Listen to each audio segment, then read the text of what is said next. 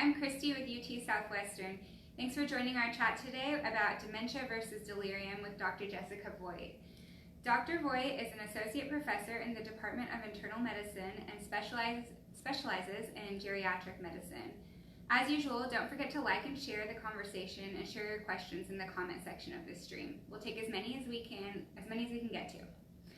So I guess my first question for you is going to be, how does delirium differ from dementia? I know that they can kind of get confused to some people. Absolutely, and that's a great question because they often do get mixed up from family members and even from healthcare professionals. So starting with a couple definitions. So dementia is a decline in one or more of the cognitive domains. And so these domains are including but not limited to executive function, memory, social function, motor skills, language skills. And one of the important things about dementia is that it is a chronic condition. And for dementia, it has to be a change from prior functioning, and it has to be severe enough that it's affecting your daily function and your independence. So that's dementia. Delirium, on the other hand, is an acute disorder of attention and cognition. And the acuity is that big distinction between dementia and delirium. So for our lay audience, can you kind of describe what acuity means? Exactly. So this is, if you say grandma woke up and she was suddenly confused, she went from normal to confused, that rapid onset is more consistent with delirium than dementia. Delirium also often has a fluctuating time course, so the confusion, the inattention, it can wax and wane, as opposed to being more of a chronic problem. Okay, so how can you, how do you diagnose one or the other? Yeah, so dementia can be diagnosed with the help of a medical professional. There are some screening tools. There are some shorter screening tests and some longer screening tests that the medical professional can do to assess for memory, for executive function, and others of those domains. One of the important things too is to get a sense of the baseline education level, the baseline function, and then you can also track those screening tools over time. You also want to make sure that there's nothing else confounding the diagnosis. For instance, is there untreated depression that might be confounding that diagnosis? Delirium, there are also screening tools in place focusing more though on attention. Some of the more rapid, easy screening tools could be the ability to say the days of the week backwards, because you have to focus and keep your attention to remember what day came before the last, or to do digits backwards or months of the year backwards. One of the important things though, before you can diagnose dementia or delirium, is to get a sense, as we talked about, of baseline function. So if I go in the emergency room without any family members and there's a confused patient, it's going to be very hard for me to distinguish whether this is delirium or dementia, because I don't know where the patient was a day ago or a week ago in terms of cognitive function. Yeah, that makes a lot of sense. And that kind of leads us to a question that one of our audience members just asked. Kristen wants to know, what do loved ones of those diagnosed with dementia need to know? So I guess maybe how do caregivers or loved ones play into all of this? Great question, especially because it affects so many people across the country. One resource I often turn my patients to is the Alzheimer's Association website. Whether it is Alzheimer's dementia or one of the other forms of dementia, I feel like this website does have a lot of good resources for caregivers. I think the first thing to realize too is, especially with patients with dementia, this isn't something they're choosing to do. It's not something that when they're forgetful, they're trying to frustrate the loved ones, although it can be frustrating. So I think the first thing too is, as a caregiver, kind of always trying to keep our emotions and our reactions in check and to stay very calm when interacting with someone with dementia. Trying not to aggravate or kind of excite the patient with dementia. It can be very challenging but important.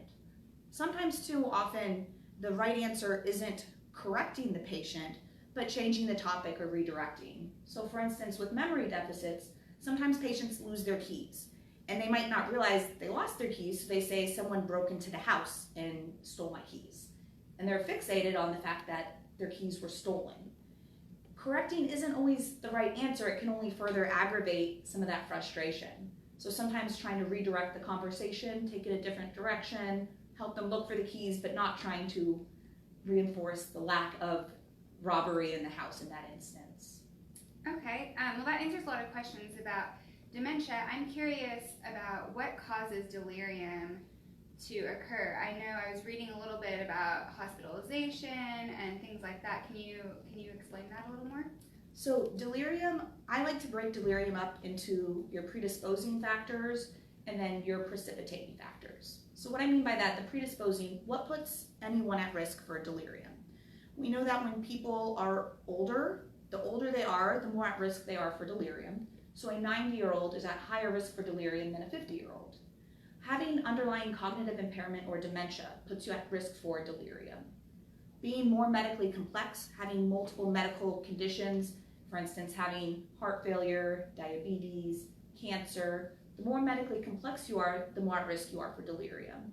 The number of medications you're taking puts you at risk for delirium. So that puts you at how vulnerable you are to be a patient who gets delirium.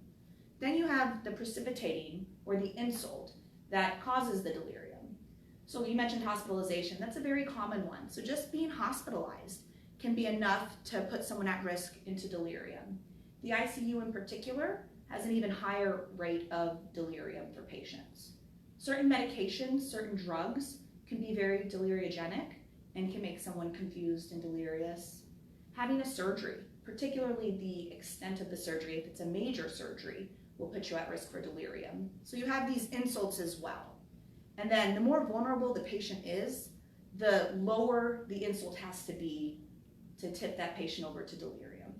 So for instance, a 90-year-old with dementia, with hearing loss, with lots of medical problems, a simple urinary infection could tip them over to delirium. Whereas a younger patient with no medical conditions, it would take a pretty significant insult, a stay in the ICU, to make that patient delirious. So how long does delirium last? That's a great question, and It varies. So it's very individualized. I think the first question too is, are we able to sort out what factors contributed to delirium? Because you want to reverse whatever's reversible. So if it's, for instance, let's say there's sodium or their calcium is abnormal, you need to correct the sodium and calcium in order to fix the underlying problem that contributed to the delirium. So part of that depends on how quickly you sort out what's causing the delirium and start reversing it. For some people, it can be days. Some people, especially when it's a more significant insult, it can be weeks or even months. Most people, I would say, falls into the day category. When it does fall into the months category, does it make it harder to tell if it's delirium or dementia since it's longer? It does, and it feels like often those are the patients who do have underlying dementia, and they get delirium superimposed on top of dementia. And sometimes it's hard to know, are we at a new baseline? Is this going to be our new level of function? Are we going to continue to have slight improvements and return to the baseline we were before? Okay, that makes sense. Well, we have another question that just came in. Are there ways individuals can stave off dementia? Do puzzles, crosswords help? So there's a lot of research going into that right now. I think some of the biggest things would be, one, taking care of your chronic medical conditions. So for instance, making sure your blood pressure is well controlled, your diabetes is well controlled. That show really staying cognitively stimulated can help. So thinking things like crossword puzzles, chess, bridge, staying physically active as well. But that's still a pretty strong area of research as to what we can do to really protect our brain. What about delirium? Is there anything that patients can do proactively to avoid that? Absolutely, and we're very fortunate here at UT Southwestern. We do have a special clinic in the geriatrics department called the POSH Clinic, which deals specifically with preoperative care of the elderly. And one of the big goals of that is to educate family members and patients about delirium before their surgery to help equip them with tools to try to prevent it. And if they do end up getting delirious in the hospital, how to counter that delirium as early as possible. And that program is led by Dr. Wingfield. And so part of the things to prevent delirium, one is always taking a good look at medications and avoiding medicines that might trigger delirium. So for instance, Benadryl is one of the medicines that geriatricians really don't like our patients to be on because we know it's one of those medicines that can tip people over to delirium. Other things that are important are maintaining normal sleep-wake cycles. So sleep is so important to cognitive function. So trying to limit naps during the daytime, really encourage sleeping at nighttime and getting a good restful sleep. staying active, staying physically active is helpful as well to prevent delirium.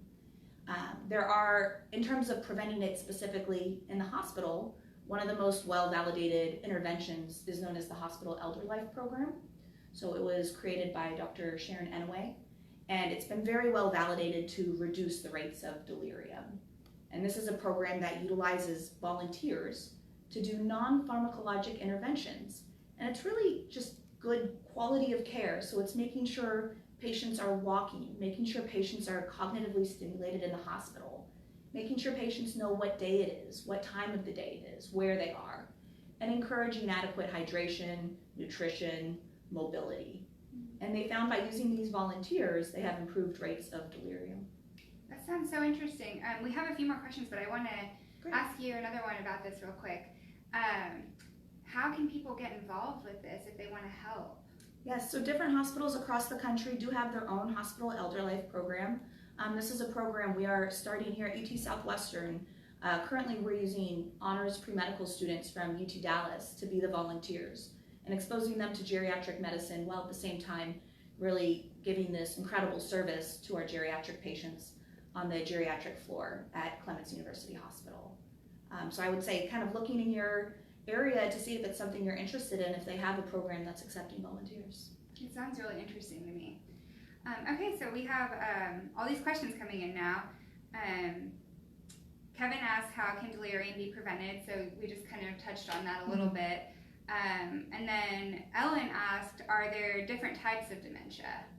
Yes, so there are different types of dementia. Alzheimer's dementia is the most common type, and it's really characterized, for the most part, the initial presenting symptom is the memory loss. We say memory leads the way.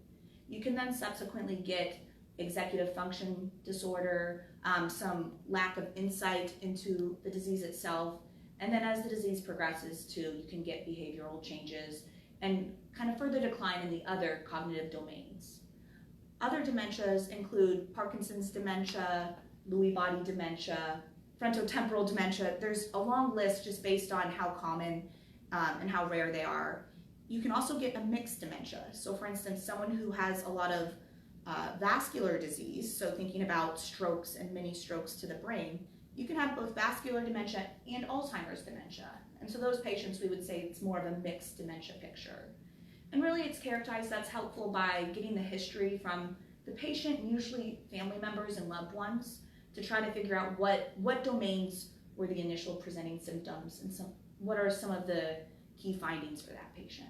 Okay, and that actually is a question we got in from Kristen. She wants to know, when is it appropriate for someone with dementia to seek help from a full-time caregiver? Great question, and it's really individualized to the patient. I think trying to recognize where the deficits are affecting the patient earlier is always better.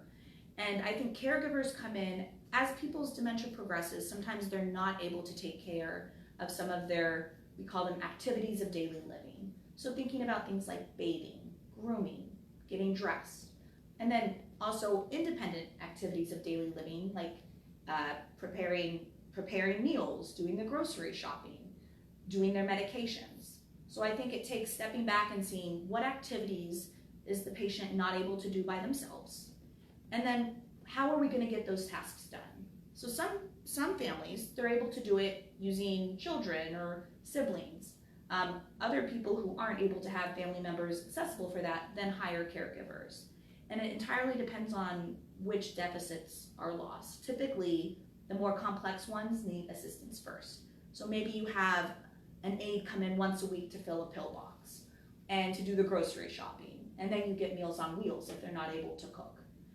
Other times people, when they need help with bathing, with showering, with getting dressed, you might need someone spending more hours per day, 4 hours per day, 6 hours per day, helping that patient.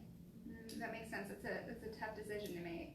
And it really depends on what resources the patient has outside of hiring people, so within family and friends and loved ones, and the degree of dependence they have. All right, we have a question from Tony, and she wants to know, what is executive function disorder? Can you speak to that? Yeah, so executive function, we think about kind of higher level of thinking. So what it takes to multitask, to do more complex skills to really plan activities in advance. So it's kind of some of that slightly higher level of thinking to make those multi-step decisions. All right. We have a question from UT Southwestern Simmons Comprehensive Cancer Center. They want to know, what are common issues cancer patients face as they progress in the cancer journey? When does chemo brain become more of a long-term concern? Yeah, chemo brain can be very challenging. Patients who get chemotherapy, they have some cognitive function as well that can be different from the typical Alzheimer's dementia or the typical vascular dementia. Fatigue also can play a very strong role in cancer patients as well. And fatigue can then influence how well you're able to pay attention, how well you're able to process information. As we have better and better treatments for cancer, we have more of the late effects from chemotherapy as well. In terms of, I'm not as familiar with the specific differences between chemo brain and the other types of dementia, but I would think that some of the interventions you would do to compensate for the deficits would be very similar. So for instance, for people with chemo brain, I would think really prioritizing routines and writing things down. So not relying on your memory, but using a calendar, using Post-it notes, having a notebook that you can keep all the important information in, so you don't have to rely on your memory. You know to just go to the notebook and look and see what you have coming up that day or that week. So when we talk about chemo brain, can that last beyond your treatment and yes, and that's thought to be one of the late effects. Okay. So something that even if you're in remission, you can have some cognitive changes and not be at your pre-cancer cognition. Okay. All right, well, we have a ton of questions coming in.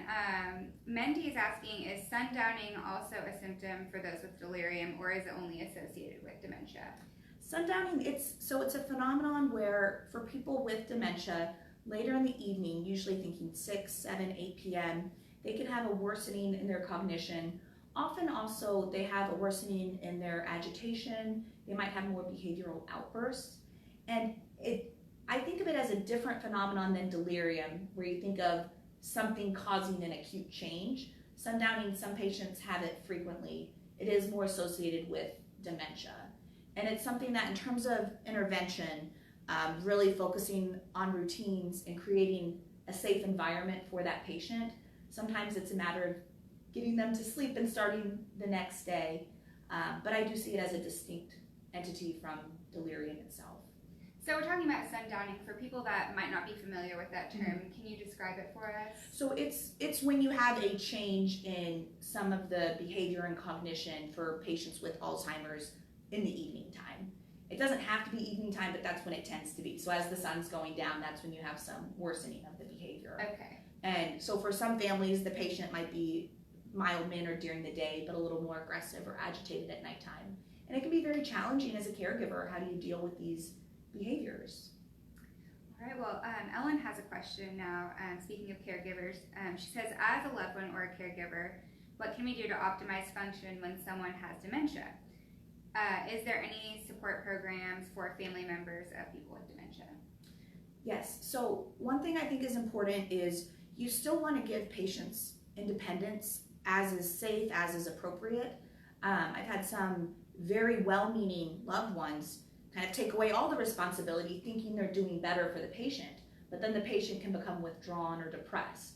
So I think finding what level of activity is appropriate for the patient. So for instance, as the dementia progresses, maybe the patient can't do laundry, but they can still fold towels. So finding, I think, activities to keep them engaged throughout the day and not taking away their independence too soon, but also helping them with the things that do need help with is very important. And then what was the second part to that question? Are there any support programs for family members of people with dementia? So there are support groups. I would say, talking with social workers can be very helpful for finding local support groups. Again, the Alzheimer's Association website often has information about either online for supporting family members or finding support groups in the area. But I think caregiver burden is an important thing to think about as well, because it can be a full-time job helping a loved one who has dementia, and making sure to keep the caregiver's physical and mental well-being in mind as well is important. Is it important for the caregivers to be at appointments with their family members? Or It's crucial. It's very crucial, especially as the dementia progresses, because often the patient may no longer have insight into what's going on.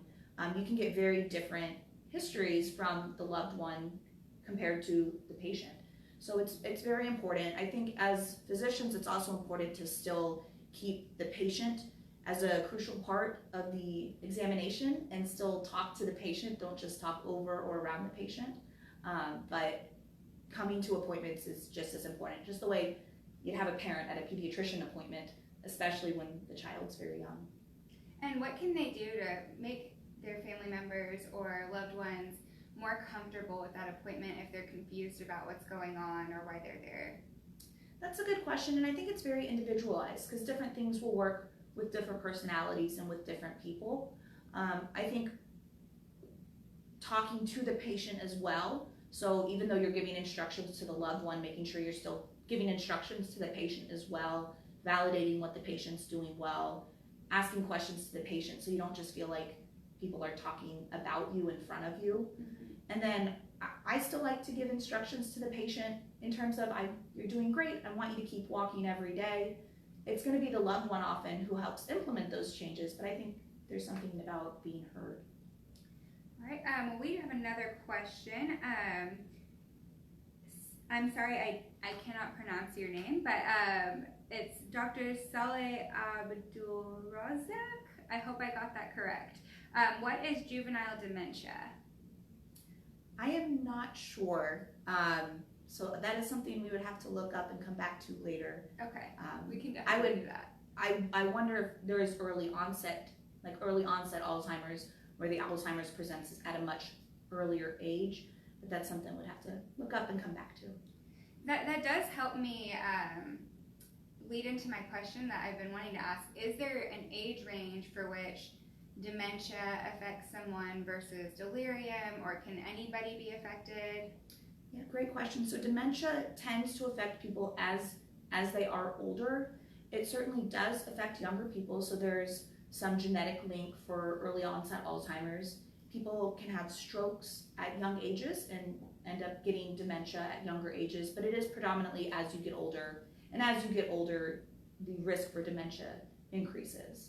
Delirium, likewise, is more likely to affect older people because, as we talked about, age is one of the predisposing factors. But that said, if the insult is great enough, or if the other predisposing factors are present, you can get delirium even at a younger age.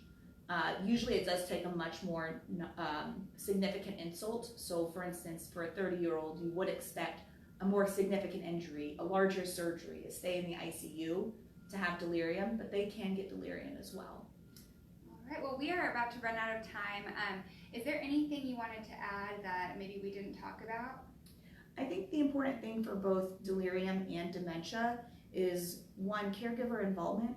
So in the hospital, especially if you have an older patient, just being present is very helpful for keeping that orientation for the patient.